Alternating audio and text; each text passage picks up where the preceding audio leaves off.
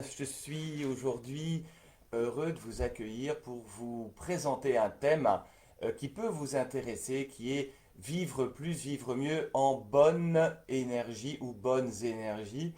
Et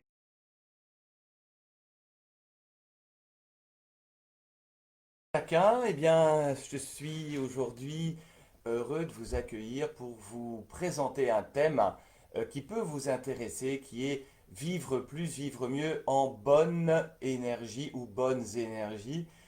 Et je vais faire cela selon quatre dimensions que je pense sont importantes à intégrer. Alors, soi-même, nous-mêmes, nous sommes un être physique.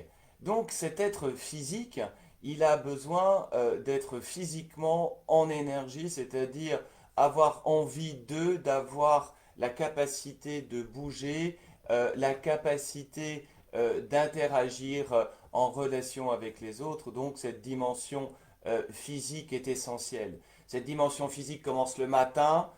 J'ai l'énergie de bien me lever, de voir que je ne suis pas raplapla, voilà, et le soir, de récupérer de cette énergie dépensée, comme tout moteur, d'évacuer les déchets et de repartir.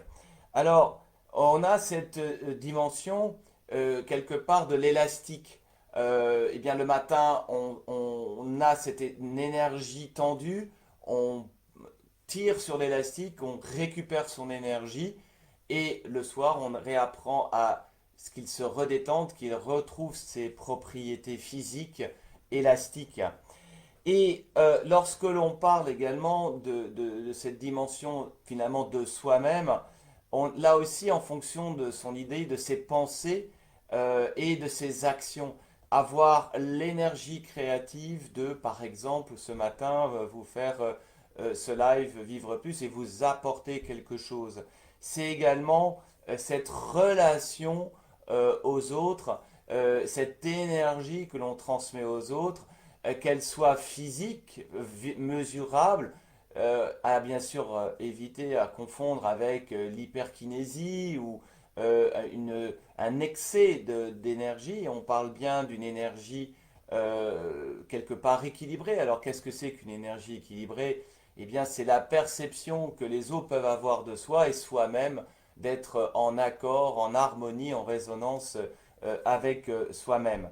Donc on voit bien que nous avons qui nous sommes dans cette dimension physique, dans cette dimension aux autres, finalement de notre marque également, de l'empreinte que nous voulons laisser autour de nous ou que nous souhaitons tout simplement partager aux autres, et également je dirais, cette partie plus spirituelle qui est propre à chacun, personnelle, et sur laquelle ici je n'ai pas l'objet, je pense, de s'étendre, mais qui permet au moins d'être dans cette réflexion moins matérialiste et peut-être plus effectivement spirituelle.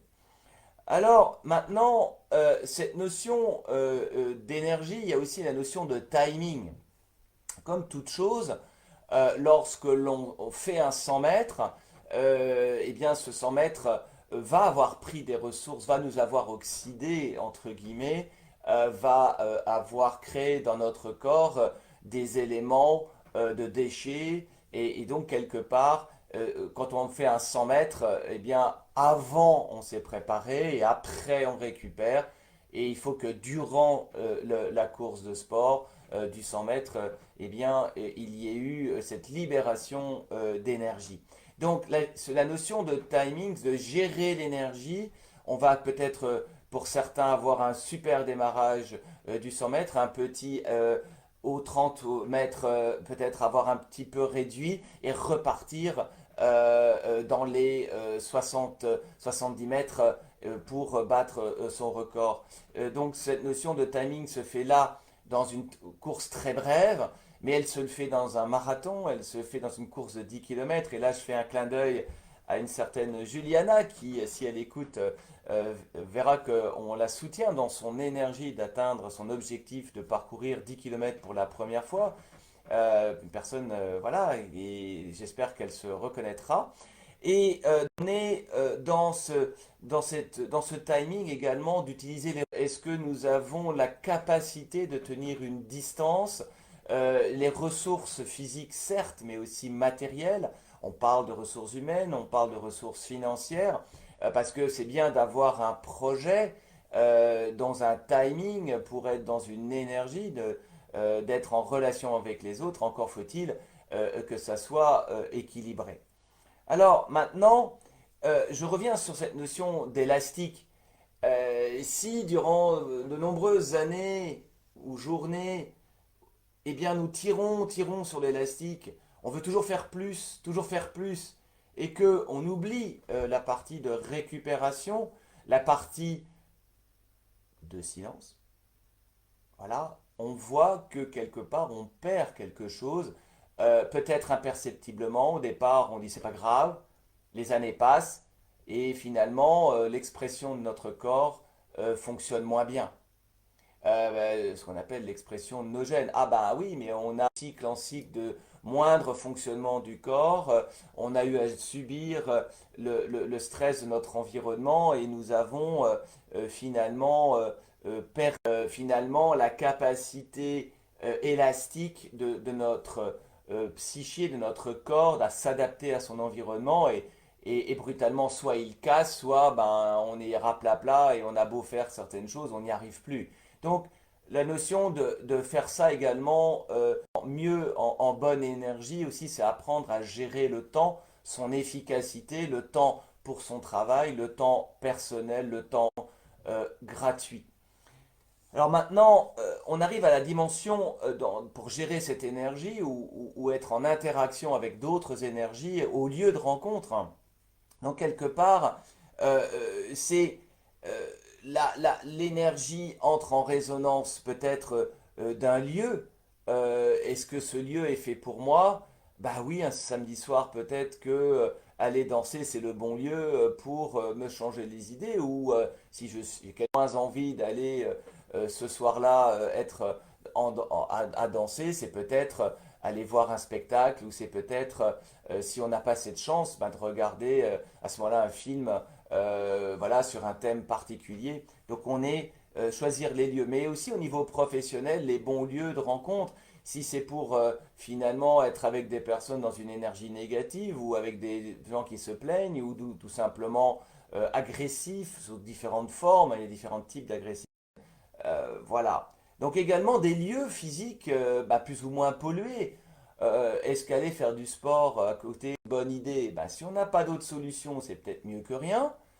Néanmoins, ben, la pollution, ben, on sait que notre corps est, entre guillemets une machine capable de résister à cette pollution et donc être amené à la chose. Peut-être qu'on va pouvoir le gérer, dans d'autres, ça sera moins le cas. Et également, donc des lieux de rencontre pour exprimer notre énergie. Un témoignage, par exemple, partage, une écoute d'un témoignage d'un autre, une rencontre en 4 minutes pour des personnes qui sont également des entrepreneurs en recherche d'eux et qui sont dans une dynamique, je ne dirais pas d'achat pour faire un clin d'œil à un réseau, mais en tout cas à être dans cet art et la manière de se vendre. Là, je fais un clin d'œil au forum auquel je vais participer prochainement et où d'autres personnes, peut-être 200 personnes, je pense, vont être en bonne énergie pour échanger et que nous allions et collectivement plus loin.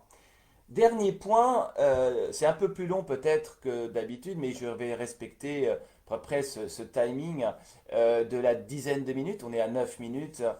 C'est finalement le matin, l'énergie vient si on sait pourquoi ce que nous allons faire dans cette journée, mais pourquoi nous nous levons et vers où nous allons. Donc finalement, on rejoint la dernière dimension dont je parlais, qui est le chemin. C'est un lieu. Ben, ce chemin, c'est nous qui le choisissons. Est-ce que nous tournons à gauche ou nous tournons à droite? Eh bien, on va tourner à notre porte si nous savons où nous allons et le projet personnel que nous avons. Alors, c'est un projet généralement qui est personnel, mais pas que, qui est aussi sans doute aussi au service des autres. Et donc, ce pourquoi est important. Finalement, la recherche de paix, la recherche de sagesse, c'est aussi quelque part se poser des questions et j'ai envie de dire la synthèse, c'est que chacun a un espèce de tabernacle à l'intérieur de soi qui est inviolable et qu'on est amené à dépoussiérer pour mieux savoir où on est, où on va et dans quelle harmonie. Voilà, je vous souhaite une très bonne journée, une très bonne semaine et à bientôt, à la semaine prochaine.